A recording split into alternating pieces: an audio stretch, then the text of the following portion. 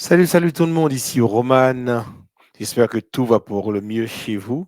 Je suis vraiment content d'être avec vous pour vous présenter une deuxième vidéo de la série Trichotomie de la confession. C'est toujours tiré de l'émission Rééducation. Comme vous le savez, c'est mon plaisir de vous revoir et de vous présenter cette étude de la part de notre Seigneur et Sauveur Jésus-Christ. Merci d'avoir pris le temps de regarder ces vidéos, de les partager et puis de vous abonner aussi à la chaîne YouTube de Production Le Bouclier. Quand vous vous abonnez, moi, je fais moins de travail pour envoyer le fichier vidéo à des amis. OK, donc on va continuer à travailler. Je vous dis merci d'avoir pris le temps de prier pour l'émission Rééducation parce que on en a vraiment besoin de prière. La prière fervente du juste a une grande efficacité, c'est ce que dit la parole de Dieu. Et puis, merci. Et puis, il faut continuer à prier pour nous parce qu'on en a vraiment besoin. Qu'est-ce que nous avons pour vous aujourd'hui de la part de Dieu? On va le voir tout de suite. Alors, bonne audition, bon visionnement. Maranatha. Les productions Le Bouclier présentent Rééducation.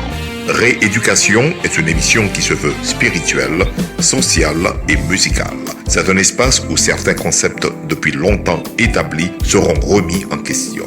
C'est un espace où la parole de Dieu a la priorité absolue sur les traditions, les interprétations et l'incrédulité. Merci pour vos prières sincères. Nous vous aimons, mais Dieu vous aime encore plus.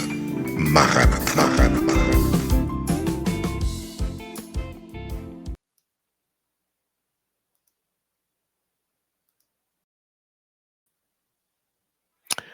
Maranatha, Maranatha, nous vous aimons, Dieu vous aime encore plus, ça vous le savez, hein? Voilà, encore une fois, bienvenue. Qu'est-ce que Dieu a pour vous aujourd'hui? Comme vous le savez, c'est une nouvelle étude, la trichotomie de la confession, tirée de l'émission Rééducation. C'est le chapitre 2. Chapitre 0, nous avons vu l'homme vu en 3D. Chapitre 1, nous avons vu la restitution de notre héritage. Et puis ce chapitre 2, c'est la trichotomie de la confession. Une très belle étude.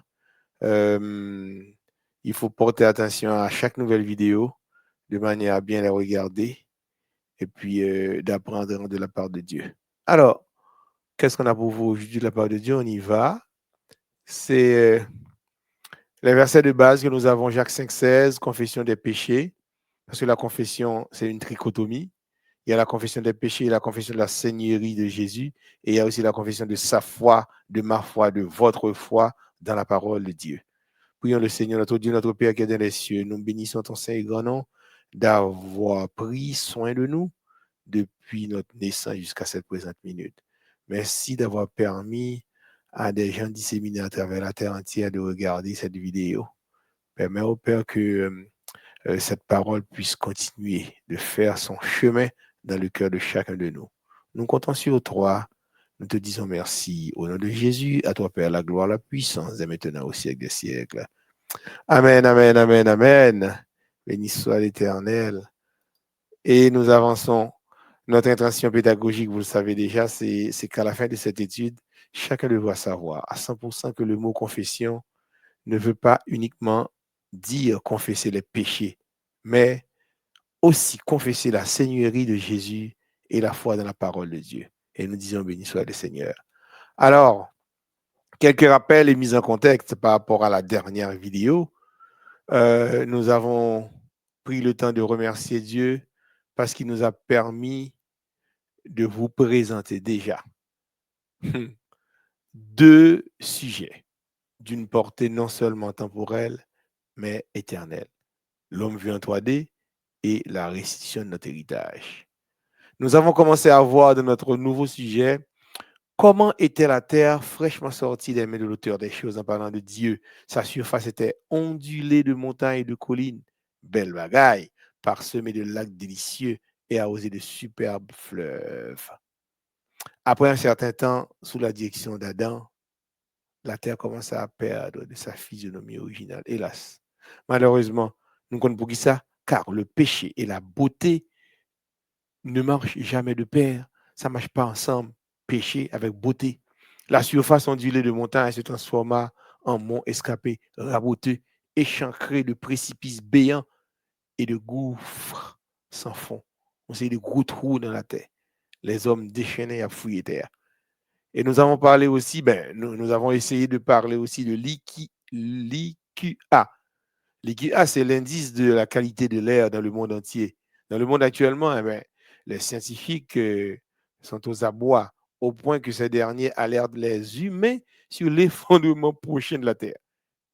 Cependant, nous savons que les prédictions des hommes ne peuvent pas enjamber la parole de Dieu. Non, oublie ça. Car il est dit dans Psaume 104, verset 5, il a posé la terre sur ses fondements. Elle ne sera jamais ébranlée. Même si les hommes disent la terre, pas le craser, pas le démonter, c'est pas ce que dit la parole de Dieu. Et moi, j'y tiens à la parole de Dieu. La semaine passée, on devait parler de l'IQA, l'indice de la qualité de l'air. Mais quand on avait cliqué sur le lien, ça n'a pas marché. Alors, ils font l'autre façon de me présenter nous. Je dis là, regarde ça. Qualité de l'air dans le monde. Ouais, ça c'est un élément que les scientifiques, par des recherches, ils ont prouvé que la Terre lui-même est en danger. Et lorsque la Terre sortait des mains de l'auteur des choses en parlant de Jésus, notre Seigneur et notre Dieu, eh bien, ça qui t'est passé. Terre était en forme.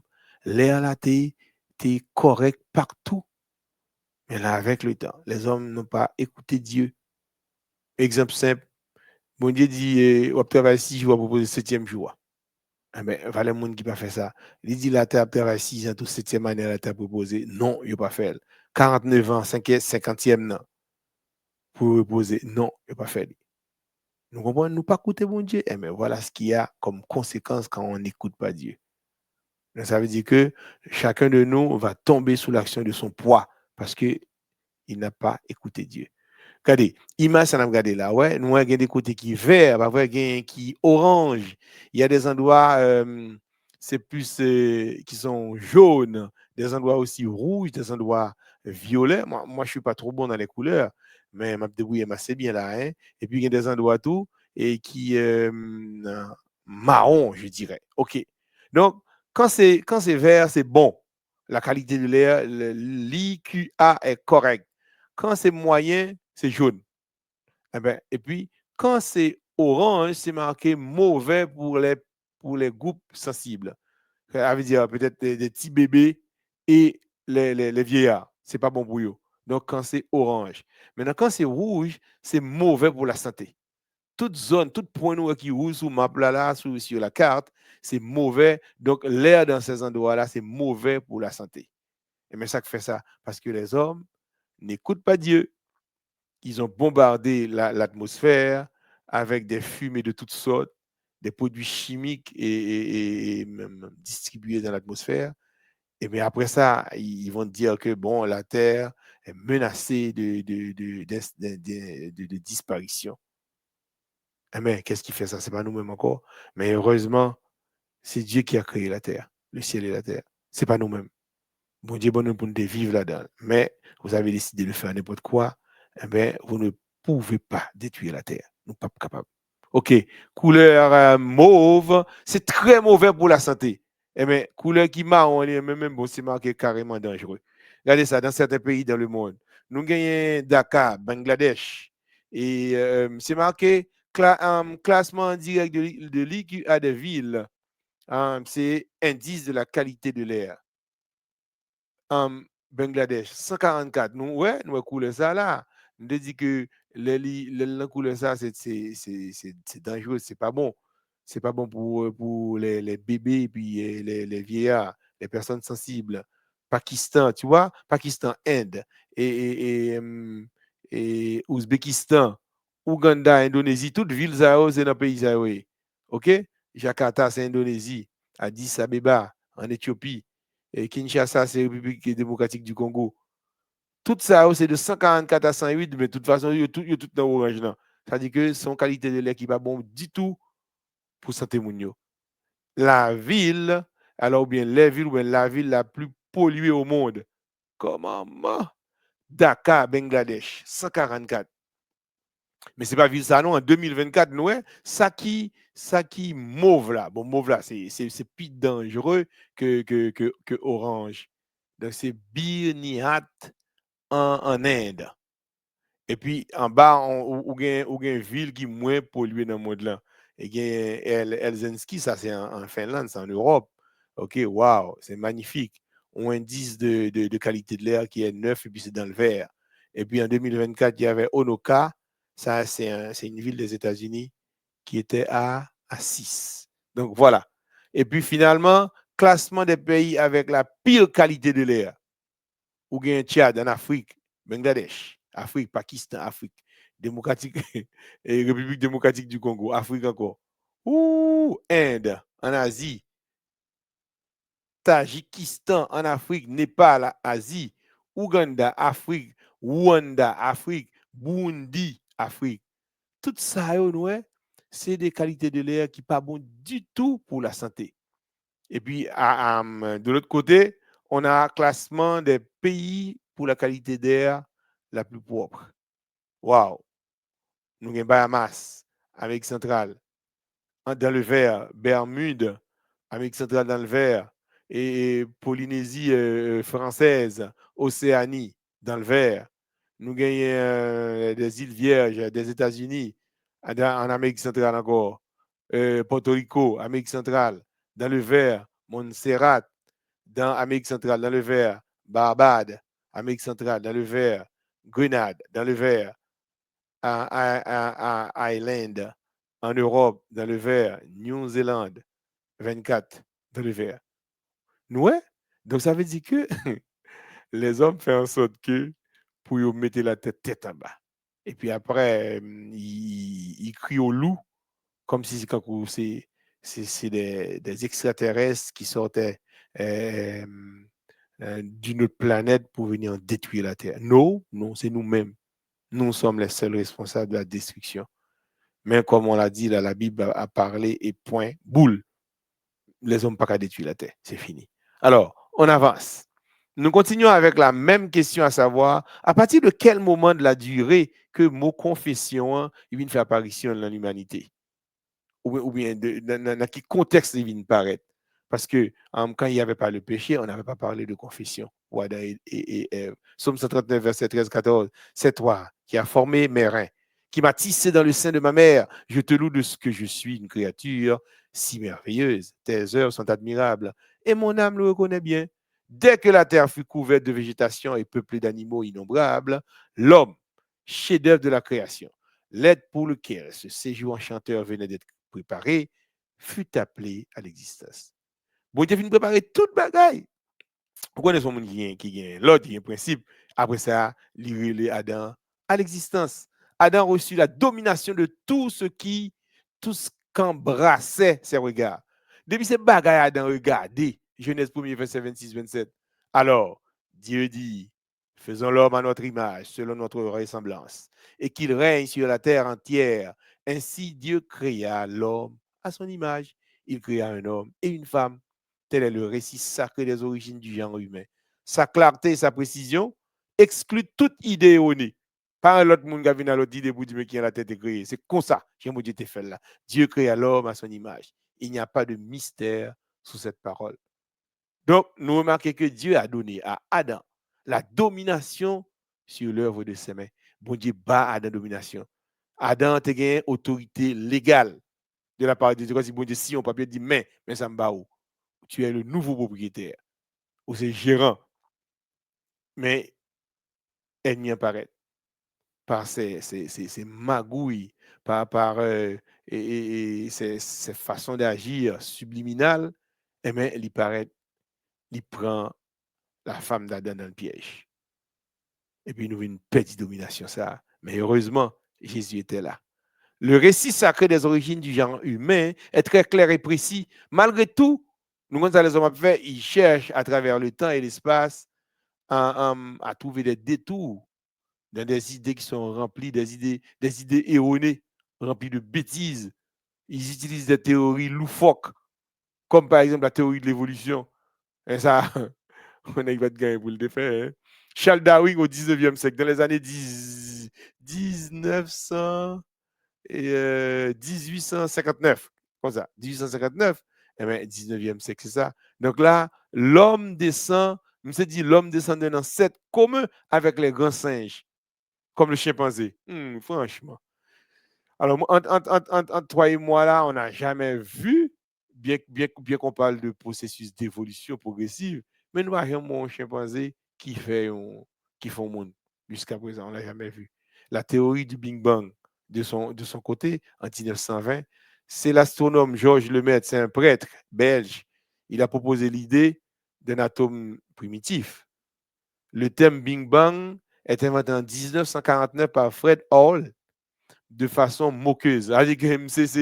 C'est la moquerie de ils te disent son Bing Bang. Et bien, après, les scientifiques, ils l'ont adopté le terme. Le terme Bing Bang, littéralement, ça veut dire grand boom.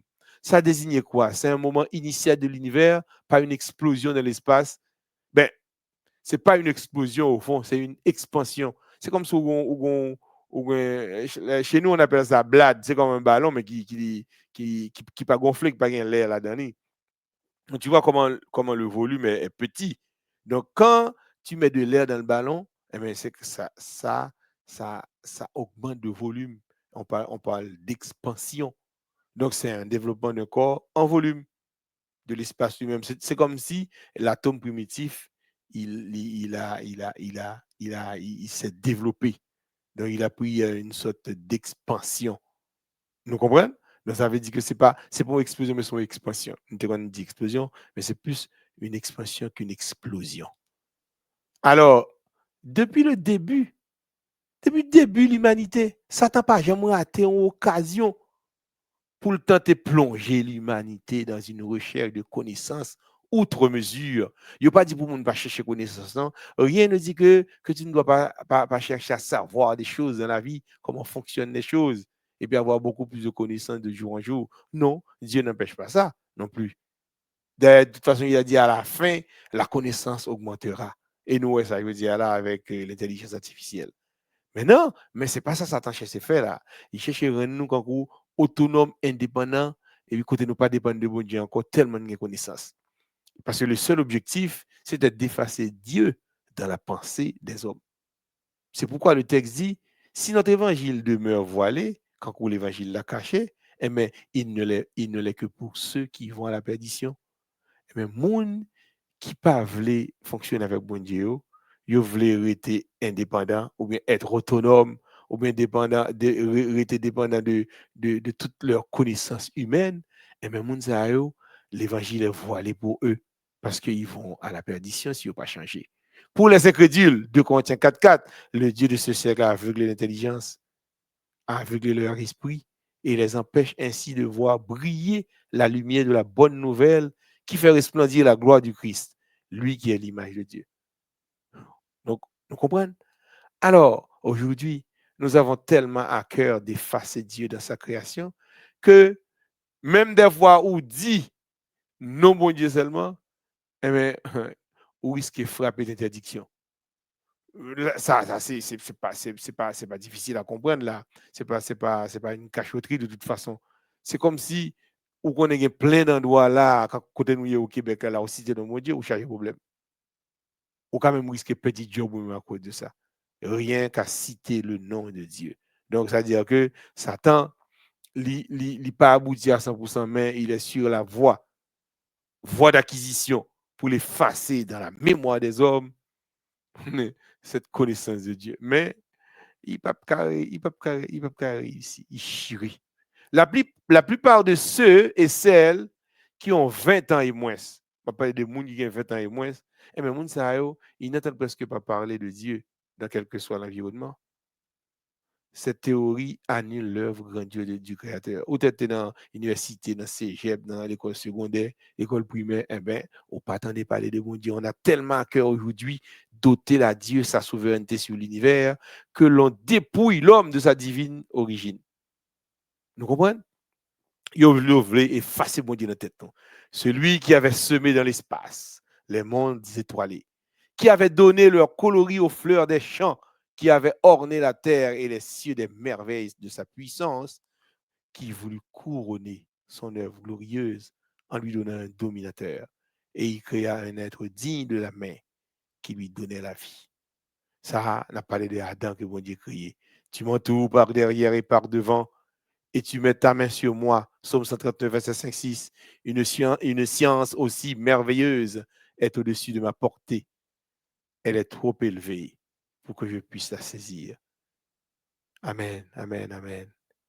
La généalogie de notre race, telle que nous la donne la Bible, ne la fait pas remonter à une succession d'infusoires. Ces infusoires-là, comme des micro-organismes. Hein. Ce sont organismes qui paraissent très petits qu'on peut observer à l'aide de microscope. C'est pas ça. Nous ne pas venir de ça. Comme si nous venions de mollusques ou bien de quadrupèdes qui se transforment peu à peu. Non. Qui évoluent peu à peu. Non. Ça, c'est la théorie de l'évolution. Nous pas sortis de là. Tout bagage ça, yo sorti un seul côté, notre création, nous, les sortis de créateur de l'univers, le Dieu de toute la création. Pour les incrédules, encore une fois, dans le Dieu de ce siècle aveugle l'intelligence, afin qu'ils ne visent pas briller la gloire, la splendeur de l'évangile, de la gloire de Christ, qui est l'image de Dieu. En conclusion, pour aujourd'hui, nous comprenons que Adam, il a reçu la domination de tout ce qu'embrassait ses regards. Mais, hélas, il a perdu cette domination parce que sa femme a négocié avec l'ennemi. Et puis Adam aussi, de son côté. Genèse 1er, verset 26-27. Dieu dit, faisons l'homme à notre image, selon notre ressemblance, et qui règne sur la terre entière. Ainsi, Dieu créa l'homme à son image. Il créa un homme et une femme. Depuis le début, nous voyons que Satan a cherché toute occasion, favorable ou non, pour le tenter de plonger l'humanité dans une recherche de connaissances outre mesure. Seul objectif, c'est effacer la présence de Dieu dans la pensée des hommes. Et je dis à même, nous avons tellement à cœur d'accomplir la volonté de l'ennemi, l'histoire d'effacer la présence de Dieu dans la pensée des hommes. Eh bien, l'homme nous dit, je dis à là, ou frappé d'interdiction. Et ceci dans plusieurs pays du monde. La plupart de ceux qui ont 20 ans ou moins de 20 ans, et même on ne sait pas attendre de parler de bon Dieu du tout. Qui est dans l'université, il y a dans cégep, il y a dans l'école secondaire, même dans l'école primaire, on n'entend pas parler de Dieu. Nous comprenons? Et la généalogie de cette race, de notre race, telle que nous la donne la Bible, n'est pas fait remonter à une succession d'infusoires. On te dit à la micro-organisme comme si elle a nous sorti. Non, non. Nous faisons partie de la création de notre Dieu. C'est lui-même qui crée nous, qui fait ciel, la terre. Et nous disons, béni soit le Seigneur. Alors, c'est ça nous de gagner pour vous, pour aujourd'hui à là. C'est ce que Dieu nous a donné de vous présenter pour aujourd'hui.